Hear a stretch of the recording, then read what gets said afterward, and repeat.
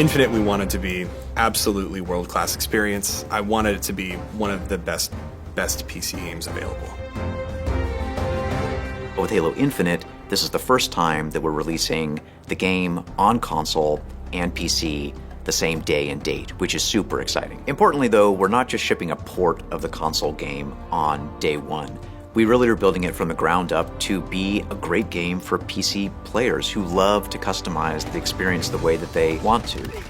We wanted to go out the gate, like immediately, with the best set of options that we could have in the settings menus, from control options, graphics options, audio options, accessibility options.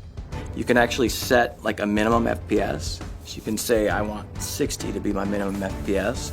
So you can choose, oh, I want it to run faster, but maybe not look quite as pretty, or like, no, give me the prettiest experience possible. I don't care about the frames, right? Ultrawide's really interesting because, you hear it and you say, oh, you just need to make the frame wider and you're good. Well, actually, there's quite a lot that goes into it. We do what you could call horizontal plus. If you get a wider screen, you see more on the left and right, as opposed to less on the top and bottom. Some games don't do that for performance reasons.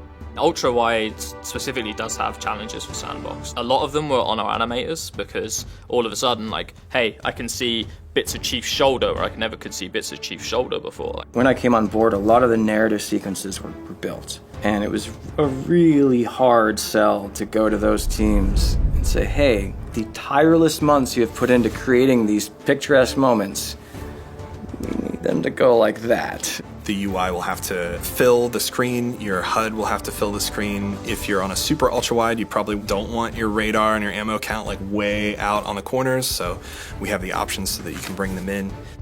We have paid a lot of attention to advanced graphics settings that you wouldn't normally see in a console game.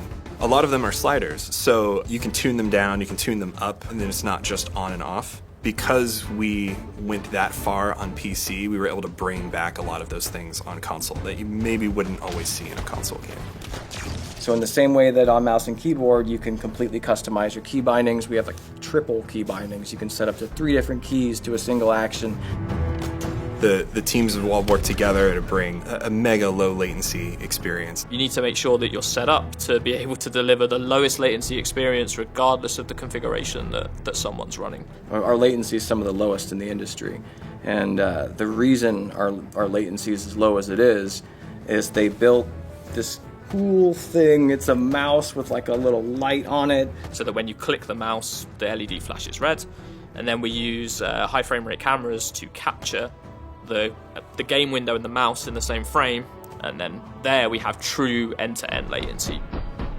There's another first for Halo is launching across a family of consoles, and so how do we make our game scale down to Xbox One or a PC that's kind of equivalent to an Xbox One, but scale up to a Series X and whatever PC someone has that's better than a Series X and the PCs in the future. We want the experience to be as interoperable as it possibly can be. So you should be able to play how you want to play, whenever you want to play, on whichever platform you want to play, and it should work.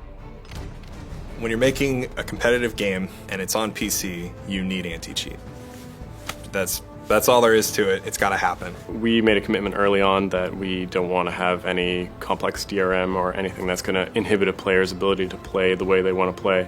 And we want to respect players' privacy, especially legitimate players' privacy, right? We're going to continue to evolve it into whatever is necessary and whatever our players need to have a fair experience. We're going to be out the gate with crossplay between Steam, the Windows Store, all of the consoles, all of the Xbox consoles. It's amazing. If you're playing Infinite through Game Pass on your PC, your save will carry over into your console. And then, of course, multiplayer progression is shared across all the platforms. You just log in wherever you are, and there's your player, there's all your customization, there's your rank. I would say it's especially hard to balance a cross-play title, right? So you don't just need the feel of Halo, but you need the feel of Halo that translates well and is cross-playable between PC and console. So there's been a lot of time and energy that have gone into that. To try to make like controller and mouse and keyboard competitive with one another, it's hard. It kind of started to become clear, like the right thing to do is give them choice. We're going to have a ranked controller hopper. We're going to have a ranked mouse and keyboard hopper. And we will have a ranked crossplay hopper as well. We're doing something pretty awesome in Infinite. On the PC side, you can actually deploy a LAN server and host your own LAN parties. Both PC and console within your house can connect to this local dedicated server, especially for folks my age that, like grew up with original Halo, especially folks who grew up with LAN parties. I wanted desperately to, when this game launches, go have a LAN party with my friends. Instant nostalgia, right? Come on. Because we're a crossplay title, the way that we manage friends in the game is all through Xbox Live. And that is very common and familiar for Xbox players. It is not as common and familiar for PC players. Our integration with Steam, our integration with Discord, our integration with Xbox Live, those are a lot of moving pieces, and it all works seamlessly together. Open game bar, message a friend, tell them to join, ping another friend on Discord, ping another friend on Steam, pull all three of those people into a fire team and go play. Doesn't matter the platform.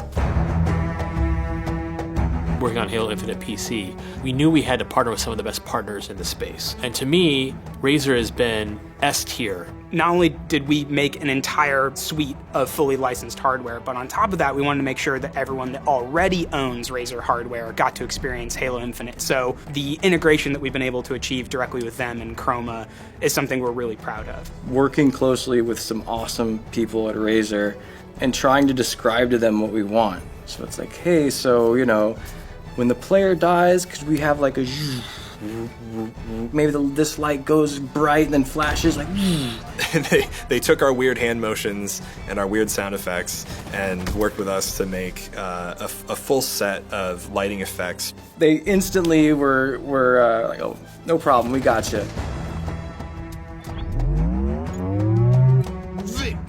AMD's been a really great partner to us.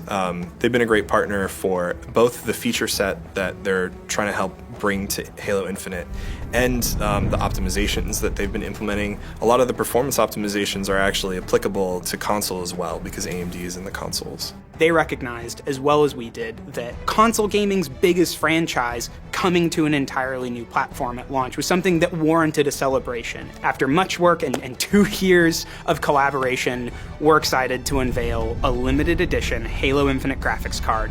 This uses the AMD Radeon RX 6900 XT, and it's the fastest gaming graphics card AMD has ever developed. It's the perfect graphics card to celebrate the release of Halo Infinite on PC. While these graphics cards won't be going on sale, we wanted to make sure that there was multiple opportunities for fans to get their hands on one between now and launch. Make sure you follow Halo and AMD Radeon on social media for more information on how to enter and win. I'm really, really excited with what we've built. I'm really excited with the features that we have right out of the gate. I think when PC players sit down with our game, they're going to go, okay, this is made by PC players. It's going to grow, it's going to evolve. We're going to support it, we're going to sustain it. We're going to learn from our audience what they enjoy. We're going to feed off of that and leverage that data and make decisions on what kind of content we deliver in the future. So it's really about it being a living, shared experience between us over in development and our community. I think as a PC developer, what gets us excited is knowing that we're going to be on a journey with our players on PC. That is, their setup evolves, their hardware evolves. As they identify issues for us, it's going to be a really lively conversation back and forth, and we'll continue to bring support to PC players down the line as part of our seasonal experience. I think it's going to be a fun journey for all of us.